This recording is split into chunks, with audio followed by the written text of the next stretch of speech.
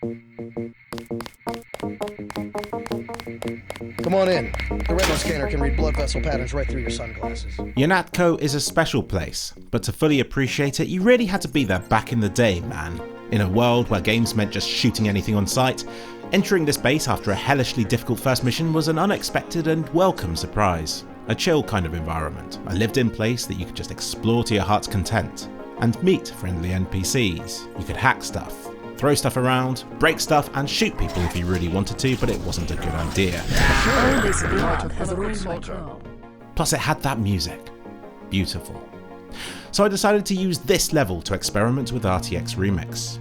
So please, put all your politics and biases aside and share in a little project that I've had fun working on, because it's the making of more than the end result that I think makes this one interesting. I thought this would be just a quick little video demonstrating before and after shots, but of course the more I worked on it, the more I had to say about it. So RTX Remix, quick recap, applies new textures, models and path tracing to older games, but you are still playing the exact same original game with the exact same gameplay. All Remix projects are community developed, and depending on the scope and scale of these projects, it could be many months or years before they're ready to be released. As an example of a big project, take a look at Half-Life 2 RTX. This is the full game developed by dozens and dozens of extremely passionate and talented modders. Here with Unatco, you're seeing the other end of the spectrum. It's just me, and I can't mod for shit. So I haven't replaced any of the models, I don't have the know-how to do that, but I have been able to use the AI upscaling tools to completely overhaul some of these textures, which can be generated with just a brief text-based prompt and a click of a button. That itself would have been considered magic just a few short years ago. And while the end result is debatable in quality, I reckon there will come a day where increasingly sophisticated AI tools will eventually enable somebody like myself to make a really decent graphical overhaul for a game, quickly and easily. It's not there yet, but it's still interesting as a snapshot to see what can already be achieved with it, and where it can already be of value to modders. So the big plus of using AI upscaling right now that I can see is that it can retain the general look of the original texture, in a way that you can't do if you swap the texture out for another one. As an example, here you can see the AI remake has retained the same size of the bricks, the same colour of the walls, and the same general patterns of the materials. My workflow operated something like this. I would select a surface in Remix, switch over to Comfyui, which I've got all set up and integrated into the Remix program. I would configure these sliders, type some prompts for the texture, press this button and wait maybe a minute or so for the high-res textures to be generated. All in all, it took me a few hours to do most of this level, but of course this ballooned into several days because I kept going on pointless but really fun tangents. The two main sliders were the scale to upscale the texture by and the deviation from the original. As you change one, the other also needs adjusting, but you get the feel for it after a while. For some things like concrete walls, it's best to give AI more freedom to generate what it thinks looks best, and to fill in the gaps between the sparse pixels of the original texture. Same with these carpets here, because how on earth are you meant to upscale a texture like this? What's it even meant to be? I swear, most of the original textures in this game were not based on real materials and were just hand-drawn by an artist, and thus any attempt to upscale it will just result in an upscaled artist sketch. So by giving the AI a bit more freedom with these textures to add more details, along with guidelines of how the surface is meant to look, it allows AI to generate most of it from scratch, but still retaining the general colours and look of the original. A success, I think you'll agree. At one point I went on a side quest and attempted to overhaul all these low-res artworks that you see dotted about the place. For all I know, these might be actual artworks that you might be able to track down online and swap out for the originals, although Tinai didn't seem to think so.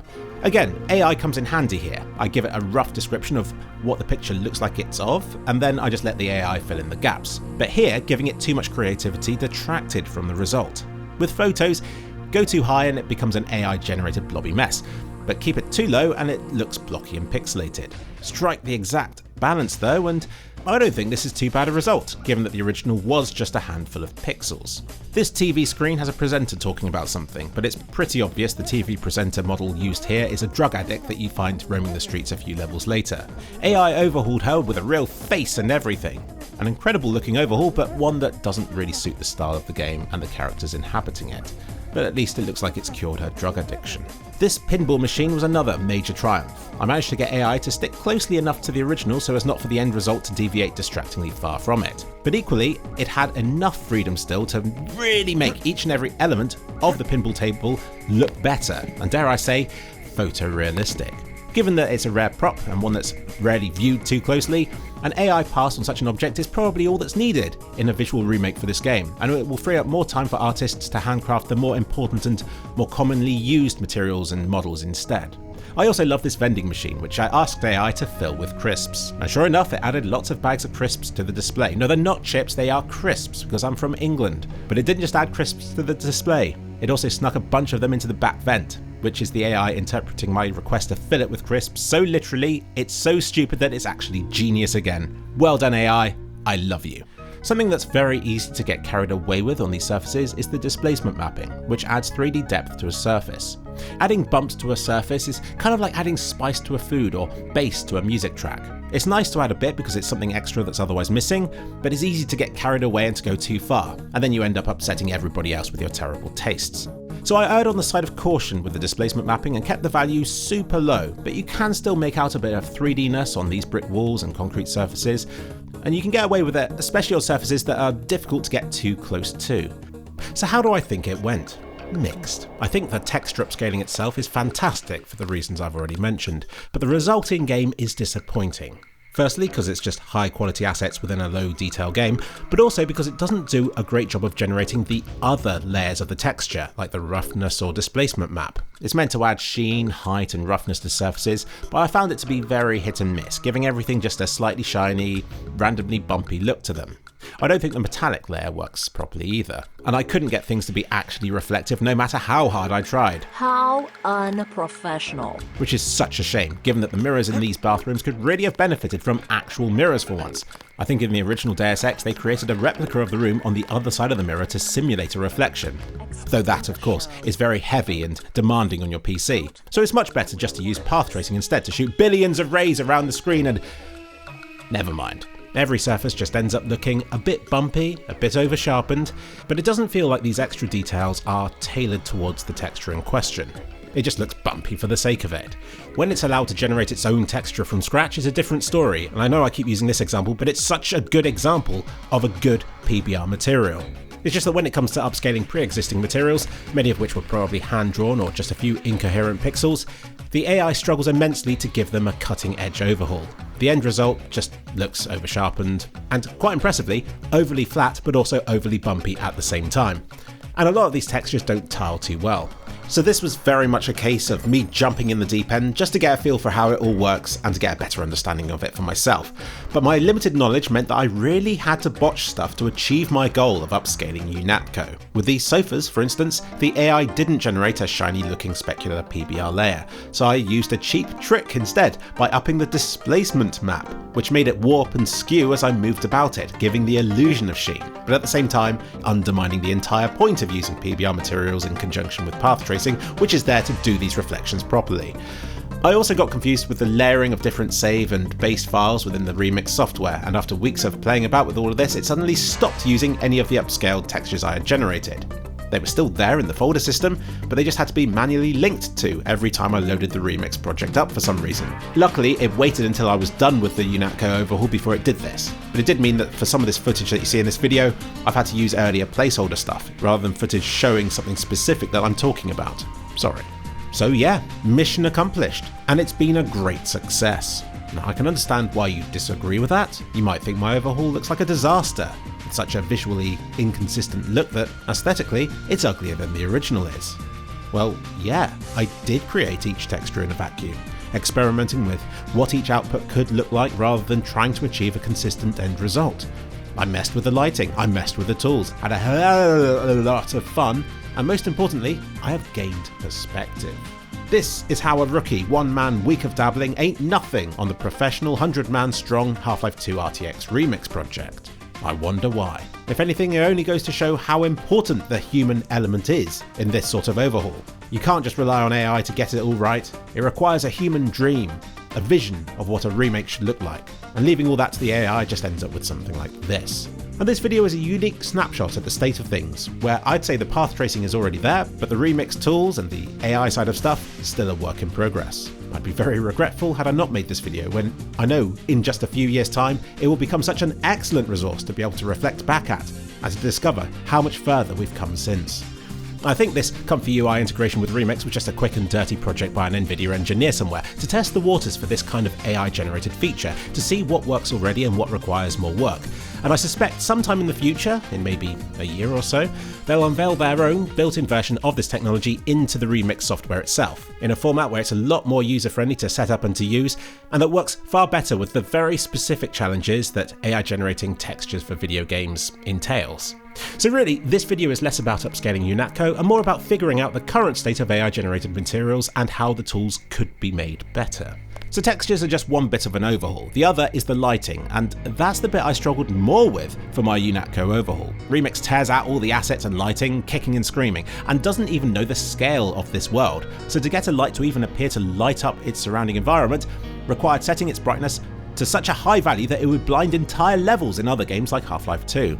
It's a real adventure going down this modding route. So to capture most of the world in one capture, I cheated and went into no clip, and even then some bits of it didn't come with lighting in the editor, and wouldn't no matter where I captured them from. So this resulted in the look in the editor being different to that in the actual game. And it made it very difficult to know how the end result was going to look until I booted the game up to take a look.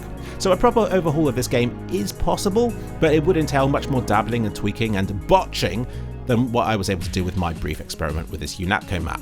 Remix doesn't seem to see this game's props as being props, more like level geometry, so it was harder to tweak the surface's properties and to attach, say, lights to things like lights. I managed it, giving the women's toilet some beautiful soft overhead lighting to make the occupants' encounter with JC creepier than ever.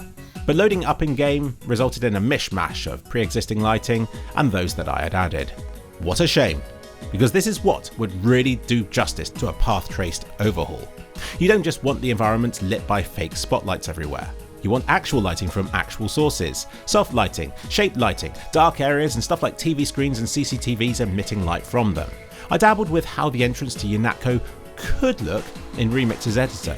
It just doesn't show up like this in game just yet. So having done this project, here's how I envision a future version of this technology could look.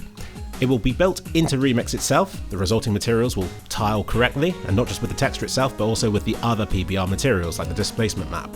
That will at least ensure that every texture you generate will be usable and not distractingly buggy. There will be a quick low-res preview of the texture because having to generate it properly every time takes way too long when it can take several or even dozens of attempts, using various tweaks and prompt changes to get the result you might want.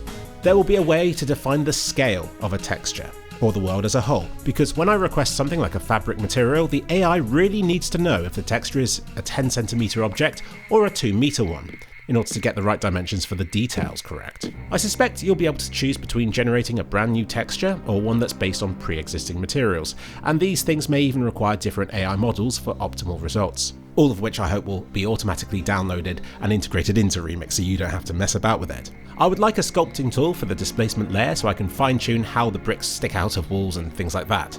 It's very hard to describe a texture that has several different materials on it, like say a painting with a wooden exterior and a paper bit in the middle. So maybe they should also add a way to paint on different material types to different bits of the texture, for the AI to use as a guideline. Because when you have a plaster wall with wood trimmings top and bottom, how is AI meant to know which bits are wood and which bits are plaster? It kind of does, but it doesn't always get it right. Now I get the irony of requesting that automated AI features should become less automated, when in the long term it probably will be able to do a great job with minimal human intervention. I suppose the end goal of this sort of technology would be a one-click, entire game overhaul of some kind. By that point, would Remix even be required? Or would the AI simply be able to change whatever's on screen in real time to whatever you want it to be instead? And why limit AI generation to textures? Why not apply it to models as well? I can't even comprehend the complexity of such a feature, but NVIDIA were already doing it 2 years ago, so they probably do. But let's not forget that all this AI stuff is entirely optional, and isn't required if you remix a game. And human-made content will reign king for the foreseeable future, as the Half-Life 2 RTX overhaul shows. I'm sad everything is so polarised these days, that I've made this video almost expecting it to upset people or to draw criticism for having used AI to generate stuff. I almost expect people to take delight in the AI Unatco overhaul not looking great as proof that AI sucks or whatever. Even though my reasons for wanting to do this are pure, driven by curiosity and from a love of making things. For me, AI overhauling Unatco has been a wonderful little experiment, a fun dabble at something creative, and a very educational and nostalgic few days for me as I've applied cutting-edge tools to one of my childhood favourite games. I can't help but feel it would have meant more to me back then. To look forward to the future and to be like, yeah, sure, Deus Ex thinks we might have mechanical limbs in the future, but what's really awesome is that we'll have real-time path-traced lighting and a way to auto-generate high-resolution textures. I think JC sums it up best. My vision is augmented.